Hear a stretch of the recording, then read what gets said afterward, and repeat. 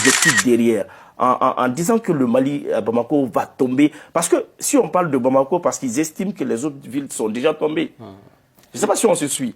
Ils pensent que les autres villes sont déjà tombées. Donc, le dernier rempart, c'est Bamako. Pour eux, Bamako est assiégé et le terme blocus revient fréquemment. Donc, c'est quoi l'enjeu, Monsieur le Président? C'est quoi l'objectif recherché? L'enjeu est simple. Il s'agit de créer le chaos. Il s'agit de dire moi ou le déluge. Ouais. Il faut nommer le pays qui est en train d'orchestrer cette situation, la France. Ouais. Ce pays a compris qu'il est en train de perdre ou qu'il a déjà perdu le Sahel. Et maintenant, il faut s'associer même avec le diable pour revenir. Il faut créer les désordres et ces désordres peuvent permettre un retour éventuel de ces pays chassés par la grande porte et qui veut revenir par la fenêtre, comme le président de la transition a eu à le dire. Ouais. Alors, comment revenir? Il faut créer le doute entre les Maliens. Malheureusement, ils sont aidés en cela par des compatriotes qui partagent leur narratif. Un narratif qui va jusqu'à proposer la création d'une vaste alliance entre des acteurs de la société civile, des acteurs des médias, des acteurs de la classe politique et des terroristes pour dominer le pays. Voilà le schéma qui est tracé. Mais ils ont oublié que le Mali n'est ni l'Afghanistan, ni la Syrie. Absolument. Parce que si l'Afghanistan, la Syrie sont des fabrications après la Première Guerre mondiale, suite à la chute de l'Empire ottoman, le Mali est une vieille nation. Un pays qui a connu quand même beaucoup d'empires, beaucoup de royaumes. Il y a un brassage entre les populations qui est multiséculaire. Donc on ne peut pas traiter ces pays enracinés dans ses valeurs comme si on traitait un pays qui est né d'une toute fabrication. Le Mali n'est pas une fabrication. Oui. Le Mali est une création historique et forgée à travers les âges. Donc non seulement il s'agissait, en connaissant très mal cette population, il faut penser que c'est possible de venir créer, excusez-moi, le bordel dans ce pays avec une alliance circonstancielle. Oui. Mais il s'agissait également de voir comment ceux qui vont être les artisans de ce chaos-là peuvent bénéficier éventuellement d'une intervention étrangère. Absolument. Et là, il faut préparer des opinions étrangères, peut-être françaises, européennes, par rapport à ces choix d'agresser le Mali.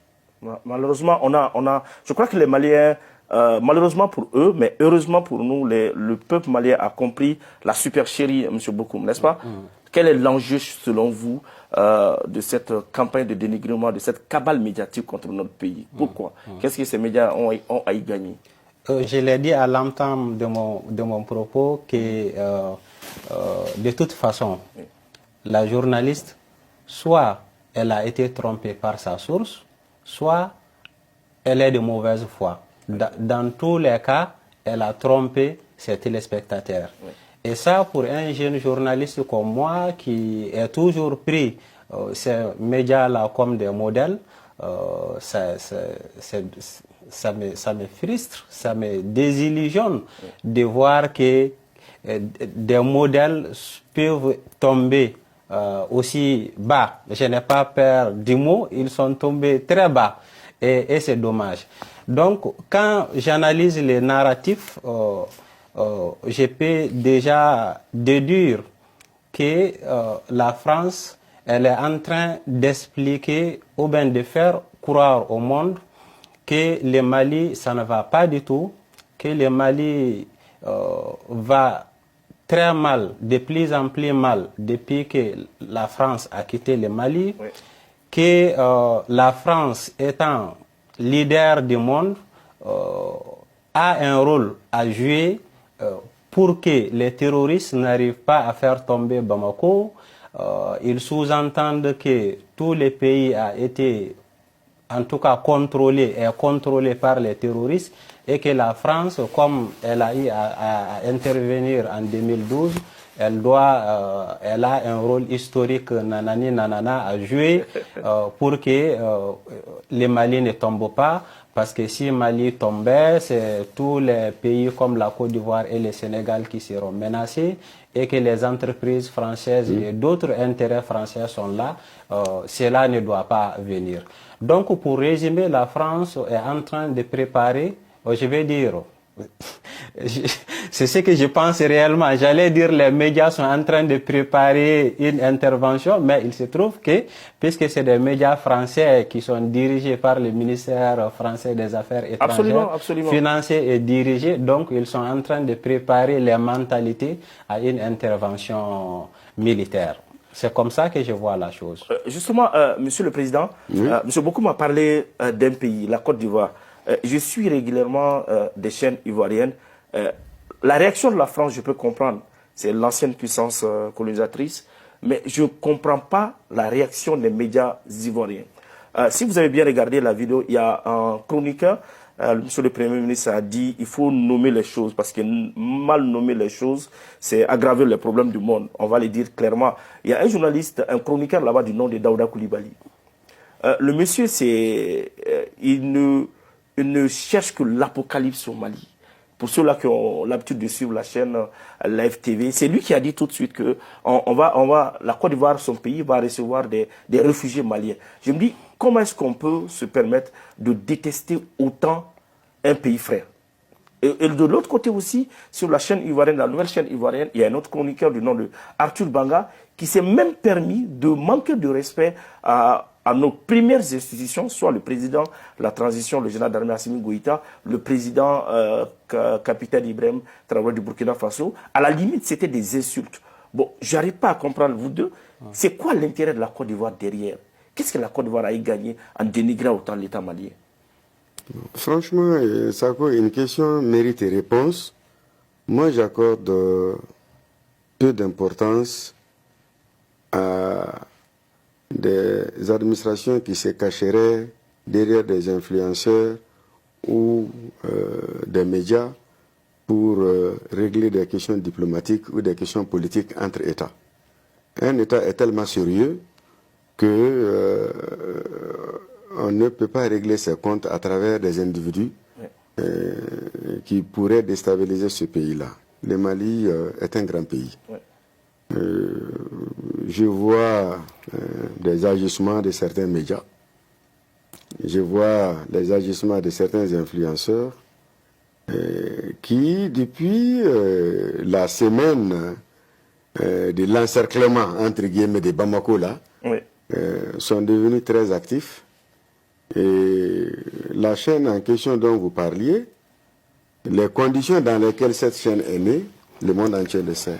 Absolument. Donc, si les officiels ne sont pas derrière ceux qui sont en train de donner de telles informations, ils sont quand même à mesure de faire une mise en garde pour ne pas discréditer ces mêmes autorités-là. Bon, franchement, je préfère ne pas citer les noms de ces individus incultes. Pour leur accorder un peu de je ne le ferai pas, je ne le ferai pas, je ne le ferai pas. D'accord. Monsieur Bokoum? Pardon, la même réaction. Pourquoi la Côte d'Ivoire, les médias ivoiriens se sont invités dans la danse? Alors, Sako, je ne vais pas dire les pays, mais effectivement, on a l'impression que les médias ivoiriens reprennent les discours communément tenus sur les médias occidentaux. Et cela peut avoir plusieurs explications. D'abord, parce que, en fait, il faut noter aussi que les médias occidentaux sont comme la porte-voix du Mali. Au Mali, la plupart des contenus sont faits en langue locale. On se parle entre nous, mais le plus souvent, on n'a pas le souci d'informer l'étranger de ce qui se passe au Mali. De sorte que quand un jeune journaliste français se lève pour faire regarde, check l'actualité, etc., parce que les médias français sont mieux référencés sur Google, ils tombent sur le journal Le Monde et tout ce qui suit, ils tombent sur France 24, etc., parce qu'ils ne comprennent pas forcément les Bamanankan. Et donc, ils préparent leur truc et ils reprennent l'information comme ça. Donc, son entendement, sa compréhension est conditionnée par ses sources, qui sont les médias français. D'une part.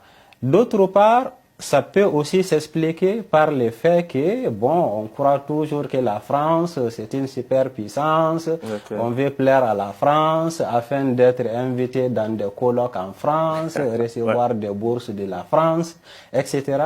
Et ça, c'est trop dommage si c'est ça. Parce qu'il se trouve que le problème, c'est quoi? C'est que l'Afrique a changé. Lors du sommet de 2021 France-Afrique qui a eu lieu au Montpellier, les jeunes Africains l'ont dit au président Macron. L'Afrique a changé. Je me souviens des mots de la représentante du Burkinabé. Oui. Elle a dit que la relation entre la France et l'Afrique, c'est comme une marmite, une vieille marmite qui est très sale. Donc il faudrait récurer, sinon si on continue, elle ne mangerait pas. C'est pour dire que ce que la France offre, la façon dont la France nous voit, est dépassée. On n'est plus complexé devant les Français. Moi, un jeune Français de mon âge, je ne l'envie rien. J'ai autant lu que lui, je suis cultivé comme lui, etc. Il ne va pas me faire croire qu'il est plus intelligent que moi parce qu'il est blanc. Donc, ça a changé. Macron, malheureusement, et son administration ne l'ont pas compris. Et suite au changement de régime qu'il y a eu en Afrique, ils ont vu que ça avait changé, ils n'ont pas pu anticiper les besoins des gens, à tel point qu'ils ont été, bon, ils sont finis par